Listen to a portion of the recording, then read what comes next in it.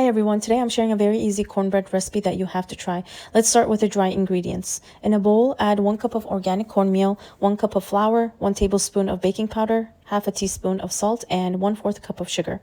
Whisk everything together until well combined. Next, let's prepare the wet ingredients. In a separate bowl, add 1 egg, 1/3 cup of oil, and 1 cup of milk. Whisk that together as well.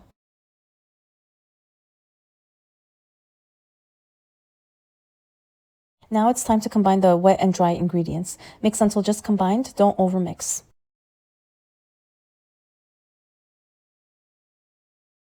Grease your baking pan, and I'm using a 9 to 9 inch pan, but an 8 to 8 inch pan also works. Pour the batter into the pan and bake in a preheated oven at 400 Fahrenheit for 20 to 25 minutes or until fully baked.